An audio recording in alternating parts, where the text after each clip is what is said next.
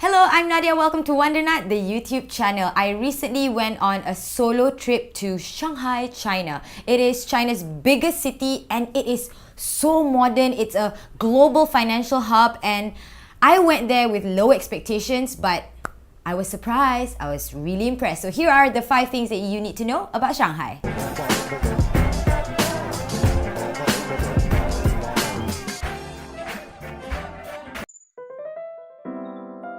Let's talk airports. There are 2 international airports in Shanghai. One is Hongqiao International Airport. The other is Pudong International Airport, which is the one I flew in and out of from. So it's something like our KLIA, about 30 kilometers from city center. There are a couple of ways to get in and out of Pudong International Airport, and it's actually quite convenient, very good. Okay, if you want to take a taxi, let's say from Pudong International Airport to People Square, which is like the center of Shanghai, it'll cost you about 150 yuan and it will take you about 50 minutes. So it's okay, I think. But if you want to try something new, something cool, try the maglev trains, magnetic levitation trains. They are the fastest commercial ones in the world, and they were like the 3rd commercial ones in the world after like I think Germany and the United Kingdom. So give it a try. It's not expensive actually. I took the maglev to Pudong International Airport. So what you have to do is from the normal Shanghai metro lines, go to Longyang Station. From Longyang Station is when you will buy the maglev tickets. So it'll cost you about 50 yuan. But if you can show a boarding pass that flies you out the same day, a same day boarding pass, they'll give you a 10 yuan discount. And there are a lot of other types of deals and promotions. You can go find out about it at their website, okay? It's really cool. So I would highly suggest the maglev trains for the experience, if it's your first time especially, and also for the convenience. You can also go on the normal metro. So the Shanghai Metro, I think Metro Line 2 extends all the way to Pudong International Airport. You can ride on that as well. If you want to travel via bus, there are 9 shuttle bus lines that travels from Pudong International Airport into the city center. These are the apps that I use for navigation when I was in Shanghai. I am a heavy user of Google Maps. I trust Google Maps with all my heart. But unfortunately, anything Google related does not work in China.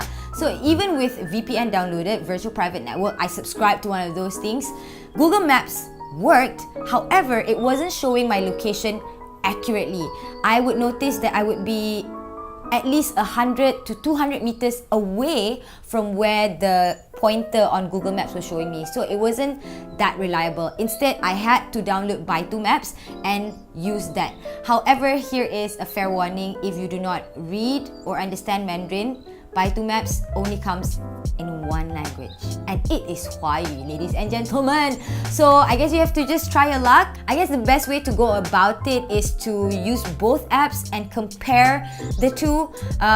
What I did was I kept switching between Baidu Maps and then double checking if this is correct, and then switching again to Google Maps and see if Google Maps was already back on the right track and things like that. But I was very lucky because I can read and understand Mandarin, so Baidu Maps wasn't too big of a problem for me. Shanghai Metro also has an app, a dedicated app to Shanghai Metro.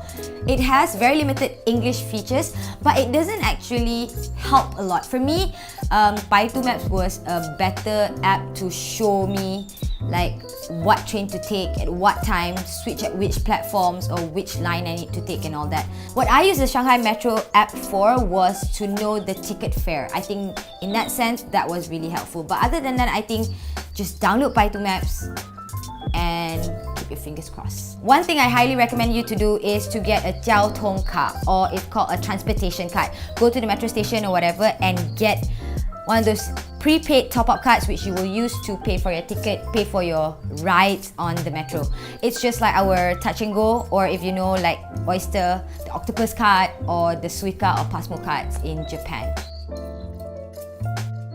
Deciding on where to stay in Shanghai can be a bit confusing and overwhelming at first because it is the biggest city in one of the biggest countries in the world. For me, it was quite an easy pick because the former French concession, or the FFC, is the coolest place to stay at in Shanghai.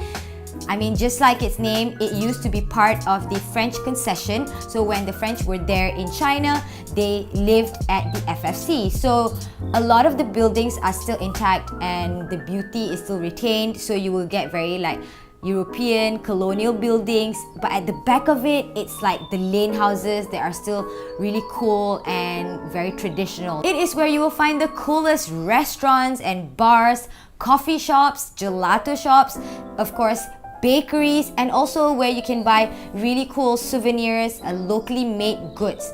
But don't get me wrong, it is hip, it is cool, but at the same time, the neighboring shops are still the moms and pop shops where the uncles and aunties sit outside and play mahjong. If you walk down any roads in FFC, it's where you will find the streets lined with tall trees. And especially go there during autumn, which was the time I was there. I just enjoyed myself walking around that neighborhood. Love it. Here are some of the alternatives to the neighborhoods that you can stay at. Go and check out Shijiahui. It is quite modern. It is also where you find lots of shopping malls, really cool restaurants and bars, of course, because it is a place where there's a real diverse crowd there. There are young expats and also families staying at Shijiahui. And also, it was where Yao Ming came from, the basketball player. Yeah.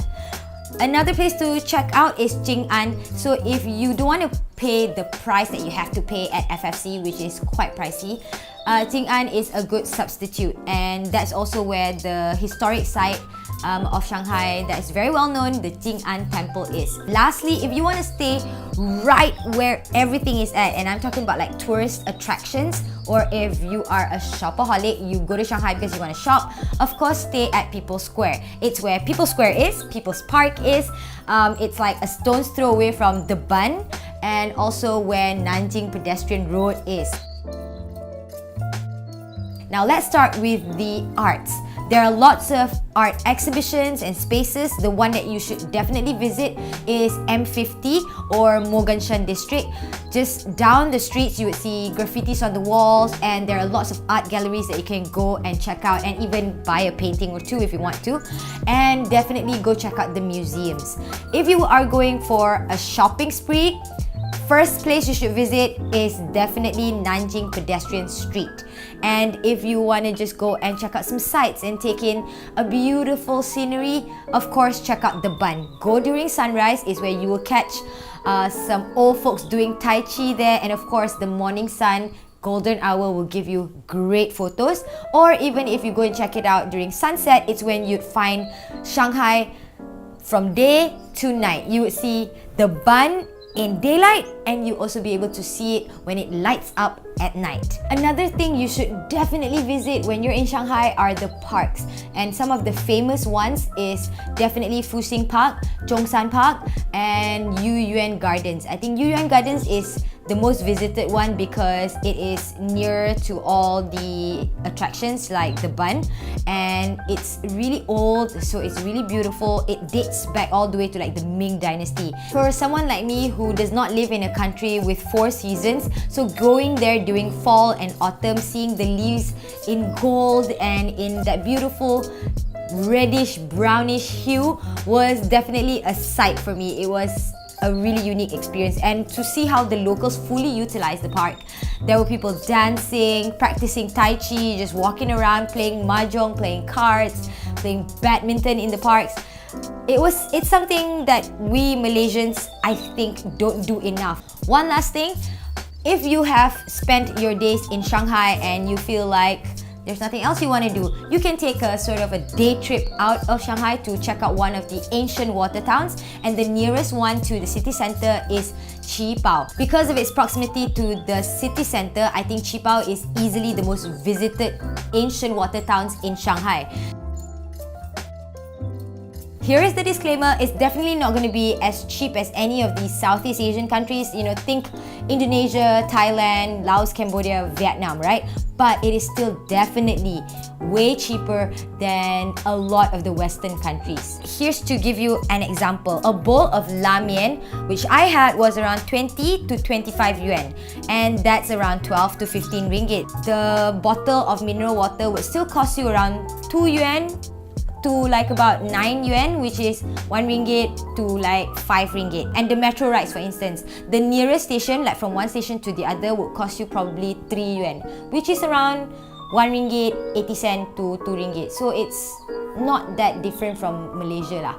So I think traveling to Shanghai is not super duper cheap, but it's definitely affordable. Those are the 5 things that you need to know about Shanghai, China, and all of it is based on my personal experience, based on my personal opinions.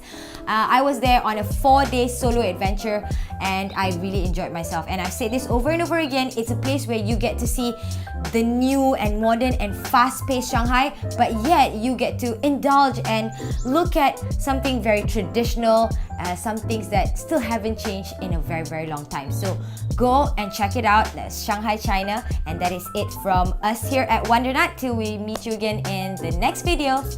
Safe travels.